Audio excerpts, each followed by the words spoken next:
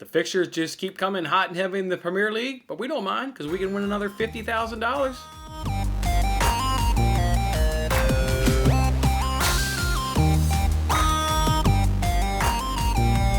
Hey, what's going on, everybody? It's Jason Mattis with Winning Bets. Thanks for hanging out with me on this episode. That's right, in the Premier League, we're up to Matchweek 24, and with that, we can win $50,000 over on the NBC Sports Predictor app. They give us 5 games. We got to correctly predict all 5 games to take home that jackpot. If not, they'll split a guaranteed $1,000 prize to group people that get the most right. The way you can get points is you get 4 points if you get the result right, and then you can get all 10 points right if you can get the correct score right of that game. Last week we did pretty good. We got 3 of the 5 games right. We didn't get any of the correct scores right, but we did get 3 of the 5 results right. So a good showing last week, but not good enough. Let's look to do better this week, and let's get on after it. All right, so the first game here is Manchester City versus Tottenham. Look, we know Manchester City is really good. They were on this app last week. We predicted a Manchester City win over against Liverpool, and that's exactly what happened. Manchester City is just absolutely unstoppable right now. 15 straight wins, and 10 of those have been via the clean sheets. And if you take into account their draws, then they haven't lost going back to a 2-0 loss back to October or November against Jose Mourinho's Spurs. So they're just on an absolutely incredible run in the Premier League. And don't tell me that in that run, in that unbeaten run, that their last loss is against Tottenham.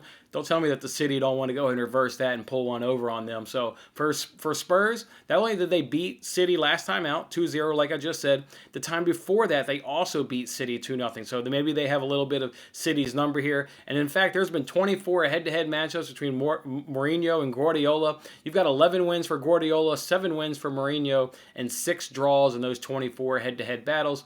Look, Spurs just ran around for 120 minutes against Everton. They needed extra time. They tried to rest some players, but Harry Kane came on and he ran around for 70 minutes. So they should be a little bit more fatigued because City in midweek, they cruised to a nice easy win against Swansea in the FA Cup, and they actually were able to rest starters. Not only did they have an easy game, but they full on just rest players for that entire game. So definitely an advantage there to City in that respect. But that being said, I really can't predict the Spurs result here. City's on fire. They're clearly the better team. I think Jose will just pack it in and hope that, Kane or Son can get a goal on the counter. Much like what happened when he played Liverpool in the first encounter when Liverpool got that win where Jose just sat and defend. They did get a goal in that game. I mean, Spurs are really good on the counter with Son and with Harry, being able to counterattack you. But Manchester City is just not going to give up goals. They hold the possession up really too well. I expect a nice, comfortable, low-scoring game here for City because Jose will pack it in. He will not let the scoreline get ugly if City gets, let's say a goal in the first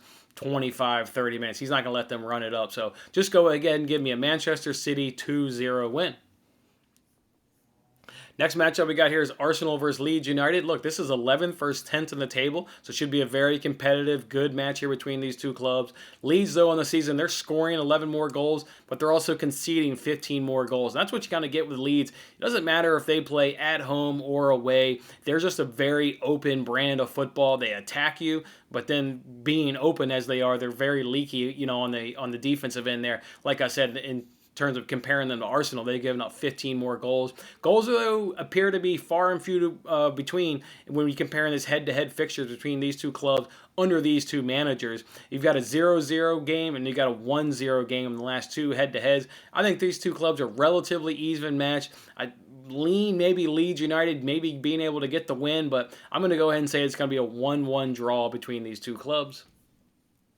Next matchup here we got here is Everton versus Fulham. Look, no one's going to disagree. Everton's the better team. I mean, nobody's going to disagree with that statement. Everton, though, they've also got to be feeling really good. They had their FA Cup midweek game against Tottenham. They had a very thrilling and exciting 5-4 win. They get 3 days to rest and recover, so it shouldn't be all that big of a deal. It'll be a little bit, in the back of their mind, a little bit of fatigue, but when you get a nice 5-4 win, it really lifts the players up. And I think maybe if they do come out a little bit flat, Fulham can jump on them because they haven't played since February 6th. So they have an opportunity if they want to come out bright and energetic in the first, call it 15, 20 minutes. They can really get on Everton and I think get a goal. The reverse fixture was Everton 3-2, but in that game, Fulham missed the penalty kick. Everton scored in the first minute through Calvert-Lewin. and Fulham actually won the possession battle. So, missed PK, whatever happened in that first minute. I mean, first minute goals are extremely rare. So it looked like Fulham was obviously really more than competitive. I mean, they were obviously in that game. So if they come out with a bright start here, don't be surprised if Fulham's able to claw out 1 point in this game. But I do think over the course of the 90 minutes, Everton is the better team and they can get that win. But it'll be a 2-1 win for Everton.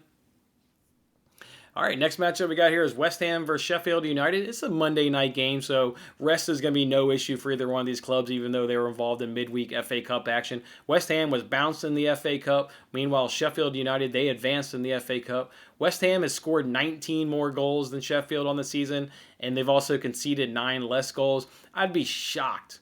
Shocked if West Ham doesn't win this game. But that being said, West Ham was unable to beat another relegation battle team, Fulham, just a couple weeks ago. And we know Sheffield United is playing better lately. The fixtures don't lie. They've been turning in better performances as of late. The relevant in terms of head-to-head between these two clubs, you've got 1 win for each and 1 draw in terms of most recent head-to-head. So I expect a really, really low-scoring game. Sheffield's really good on that defensive side. David Moyes has really improved West Ham's defensive. They're not as leaky in that back under David Moyes. I'm going to go ahead and say West Ham gets the win, but 1-0. This will be a low-scoring, but West Ham has enough, I think, to come out on top over the course of 90 minutes. So give me a West Ham 1-0 win. Then the last matchup we got here is Chelsea versus Newcastle. Look, Chelsea is really impressive under the new manager Tuchel. I mean, they've got 4 straight wins in the league, and 3 of those have been clean sheets. I mean, it's absolutely incredible at what they're doing. So, and then they actually got one midweek here in FA Cup. I think, my notes, I must have wrote that down. I know they've got clean sheets. They've got 3 straight wins. Yes, that's what it is. It's 4 straight clean sheets. Sorry, it's 4 straight clean sheets and 3 wins because one of those games was a 0-0 draw. So 4 straight clean sheets in the league and 3 wins. Then they picked up an additional clean sheet and win in midweek in the FA Cup. So they're just doing really well. Chelsea's won 4 of the 5 last head-to-heads between Chelsea and Newcastle. Newcastle's playing better though. Look, they've won 2 of their last 3 games, and those 2 wins were against Southampton and Everton. So a Newcastle team that is definitely playing a little bit better. I just can't see them getting past Chelsea. I mean, that's a whole other ball game. I mean, yes, Southampton's a good team, but they're hampered with injury, so they were just, a good opportunity for Newcastle to take advantage, and Everton is just not on the level with Chelsea, especially with the amount of clean sheets that they're not keeping on this new manager's side. So it's just a matter of, in terms of predicting this, do you think Chelsea is going to keep a clean sheet? And much like I think Fulham has the opportunity to maybe jump on Everton, Newcastle has an opportunity as well to jump on Chelsea. If they can come out bright in that first 15, 20 minutes and take advantage of them having more rest, where Chelsea, again, was involved midweek in the FA Cup, I think Newcastle can get one by. So that's what I'll do. I think the clean sheet will come to an end here. Newcastle will start out bright, get a goal, but then it'll be all Chelsea after that. Go ahead and give me a Chelsea 2-1 victory. All right, guys, that's how we'll do it. That's all I'll do the Premier League Match Week 24 for a chance to win $50,000. Go ahead and hit this like button if you're going to follow me on any of these picks or if I've been of help to you. And as always, good luck on your picks, and I'll see you next time. Thanks for watching this episode of Winning Bets. I'm Jason Mattis. I'll see you again when we are celebrating the wins and making more winning bets.